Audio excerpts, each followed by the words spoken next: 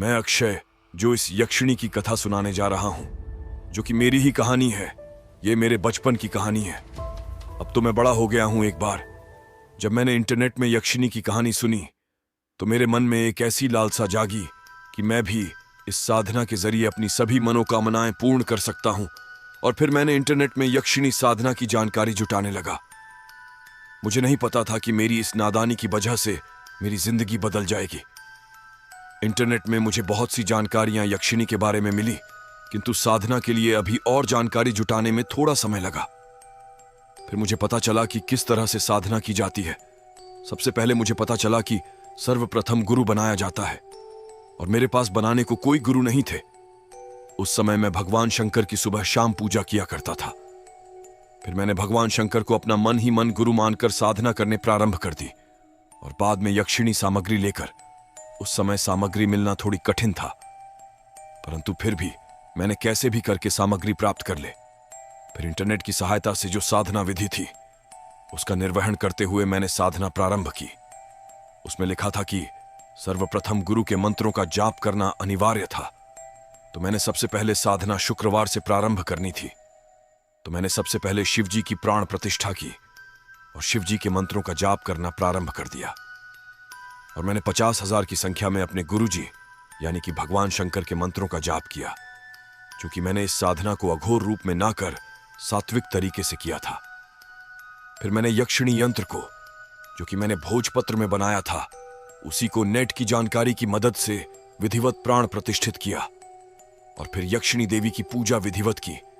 मैंने उनको पुष्प चढ़ाया, धूप दीप दिखाया और घी का दीपक जलाया।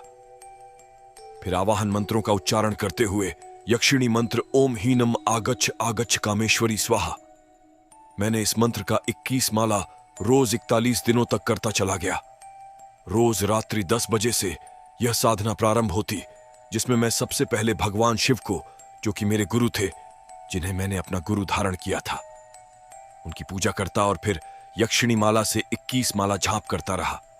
कुछ दिनों तक यह कार्य चलता रहा, परंतु जैसे ही 14वां दिन मुझे कुछ अनुभव हुआ, जिसमें मुझे यह ज्ञात हुआ कि मेरे चारों ओर कोई घूम रहा हो, तब मुझे थोड़ा डर महसूस हुआ। परंतु जैसा कि मैंने किताबों और इंटरनेट में पढ़ा था कि मुझे ऐसे डरावनी अनुभव हो सकते हैं, इसलिए मैंने उस पर कोई ध्यान नहीं दिया। फिर 15 में 16 गए, 17 में, ऐसे 6 दिन निकल गए।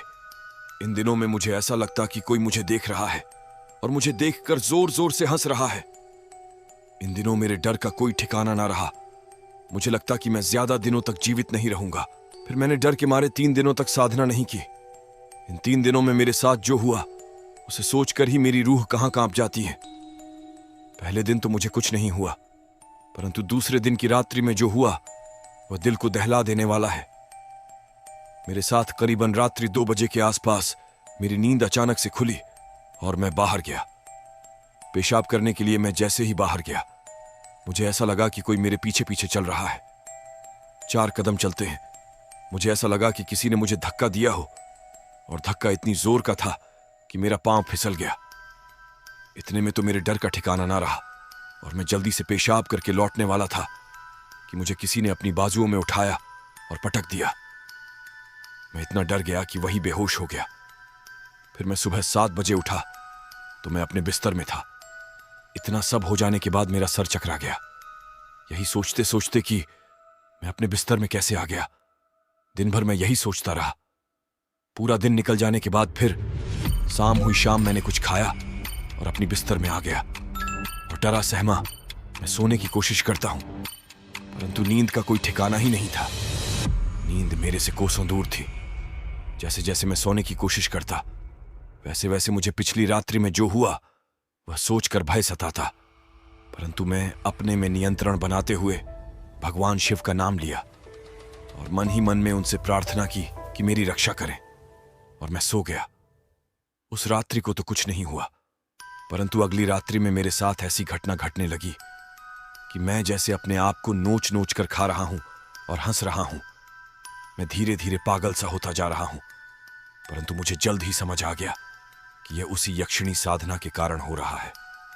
फिर मैंने अगली रात्रि में साधना करने की सोची और मैं कुछ सामग्रियां जो समाप्त हो गई थी उसे लेने चला गया। और रात्रि होते ही मैंने साधना प्रारंभ कर दी। फिर मेरे मंत्रों का जाप प्रारंभ हुआ। 2-4 दिन तो मुझे कुछ नहीं हुआ, परंतु कुछ ही दिनों में जब मैं साधना में बैठता है तो मुझे ऐसा लगता कि मेरे सामने कोई बैठा है, परंतु उसकी धुंधली आकृति ही दिखाई देती। और जैसे ही मैं उसके पास जाता वह वहां से लुप्त हो जाती। फिर मुझे डरावने अनुभव होते, परंतु जैसे तैसे मैं उनको नजरअंदाज करने की कोशिश करता। ऐसे ही साधना के गुजर गई। फिर मुझे 35 दिन से और भयंकर से भयंकर अनुभव होने लगी। मुझे ऐसा लगता कि मुझे कोई गले लगा रहा है और मेरे साथ संभोग करने की कोशिश कर रहा है, और मैं उसी के सम्मोहन में बनता जा रहा था। मेरे पास एक सुंदर स्त्री आती और मेरे साथ बहुत सी अटखेलियां करती और संभोग करने की कोशिश करती रही, और मैं उसके माया जाल में बंधता जा रहा था। और मैं भी उसके साथ आलिंगन करने लगा और उसके साथ संभोग करने लगना। वह इतनी सुंदर स्त्री थी कि मैं अपने आप को रोक ना सके। 16 साल की स्त्री मुझसे ऐसे चिपकती जैसे कोई नागिन चिपकती है। फिर हम दोनों के बीच संभोग होने लगा, और जैसे ही मेरा वीर्य निकलने लगा, वही और मुझसे चिपकती मुझे छोड़ने का नाम ही नहीं लेती। मेरी हालत गंभीर होती जा रही थी। जैसे ही मैं उसके पास से हटता, वह मेरा चुंबन करने लगती और मुझसे कहती, अभी नहीं। फिर मैंने उसे जोर से धक्का दिया और वहीं गिर गई और जोर जोर से हंसने लगी। जैसे ही मुझसे वह दूर हुई, उसका भयावह रूप, उसके बड़े बड़े नाखून, दांत बड़े बड़े निकलने लगे, जीभ खून से सनी हुई लगने लगी, और वह मुझसे बोली, मैं तुझे मार दूंगी, तेरी साधना भंग हो चुकी है। जैसे ही वह मेरे पास बढ़ने लगी, मेरी सांसें और तेजी से चलने लगी। मुझे लगा कि मेरा यह अंतिम दिन है, परंतु फिर मेरे मुख से अचानक से महादेव का नाम निकलने लगा। ओम नमः शिवाय, ओम नमः शिवाय निकलने लगा। ओम नमः शिवाय, ओम नमः शिवाय।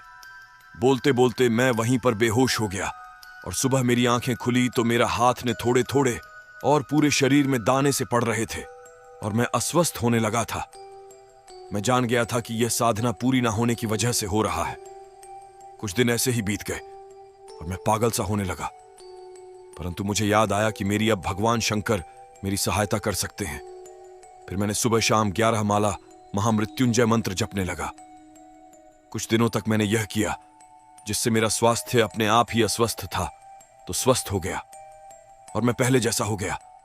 फिर मैंने अपने नित्य क्रिया में करने लगा और मैं पहले जैसा हो गया।